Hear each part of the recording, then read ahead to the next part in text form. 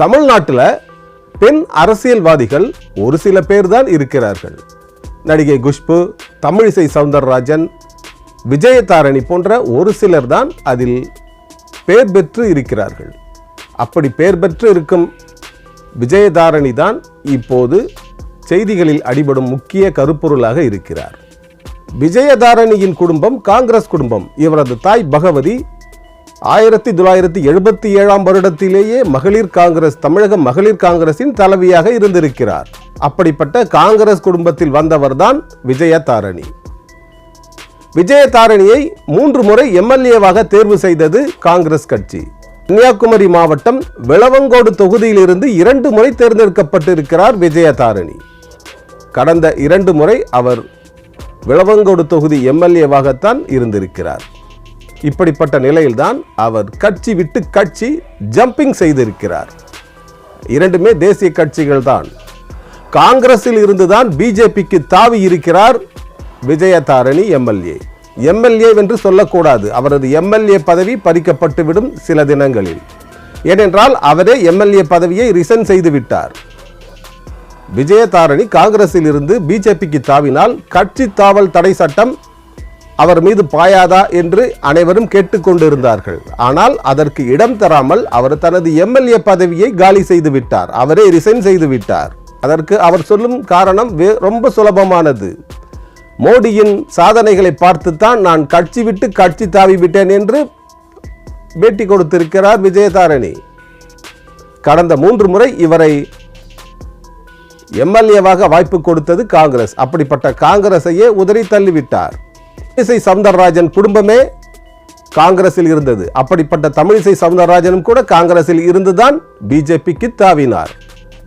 அடுத்து குஷ்பு முதலில் கருணாநிதி முன்னிலையில் திமுகவில் சேர்ந்தார். பிறகு ஒரே ஜம்ப் பண்ணிவிட்டார் காங்கிரசுக்கு. பின்பு காங்கிரஸில் எம்பி சீட் தரவில்லை என்று அங்கே இருந்து ஒரு பெரிய ஜம்ப் அடித்து மோடிக்கு வந்துவிட்டார், மோடி கட்சிக்கு வந்துவிட்டார். காங்கிரஸில் இருந்து ஒரே தாவாக தாவி பிஜேபிக்கு வந்துவிட்டார் நடிகை குஷ்பு. இப்போது அவர் பிஜேபியில் இருக்கிறார். இப்போது பிஜேபியில் தமிழ்நாட்டைச் சேர்ந்த முக்கியமான 3 பெண்கள் இருக்கிறார்கள். ஒன்று தமிழிசை சவுந்தரராஜன், 2வது நடிகை குஷ்பு, 3வதாக விஜயதாரணி எம்எல்ஏ. இன்னும் ஒரு சில தினங்களில் அவரது எம்எல்ஏ பதவி பறிக்கப்பட்டுவிடும். என்றாலும் கூட அவர் எம்எல்ஏ தான் இன்னும் 2-3 நாட்களுக்கு.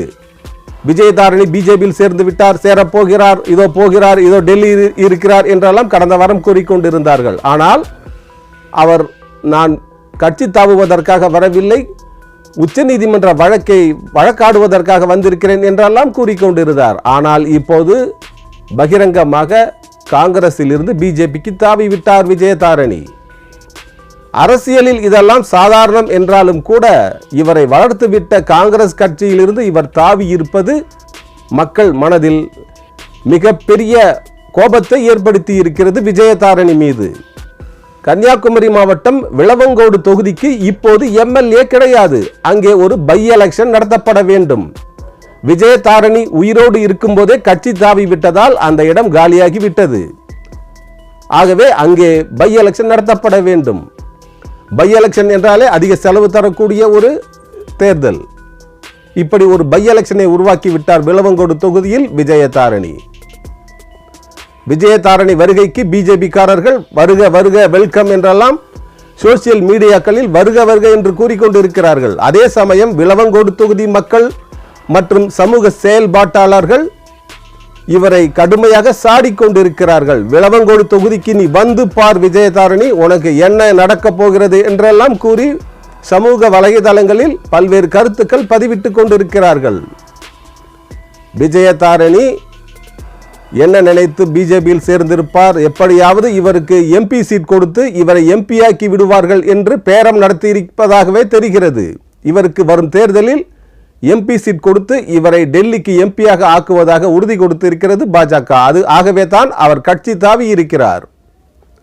அப்படி இவர் எம்பியாக தேர்ந்தெடுக்கப்பட்டு டெல்லி பார்லிமெண்டில் அமர்ந்து விட்டால் இவருக்கு டெல்லி அமைச்சர் பதவி தருவார்களா பிஜேபி என்பதை பொறுத்திருந்து பார்ப்போம். இந்த வீடியோ பிடித்திருந்தால் உங்கள் நண்பர்களுக்கு ஷேர் பண்ணுங்கள், லைக் பண்ணுங்கள், கமெண்ட் செய்யுங்கள். சித்தார்த் விஷன் சேனலை சப்ஸ்கிரைப் செய்து கொள்ளுங்கள். பக்கத்தில் உள்ள பெல் பட்டனையும் மறக்காமல் கிளிக் செய்து கொள்ளுங்கள். அதை தொடர்ந்து வருகிற ஆல் நோட்டிபிகேஷன் பட்டனையும் மறக்காமல் கிளிக் செய்து கொள்ளுங்கள்.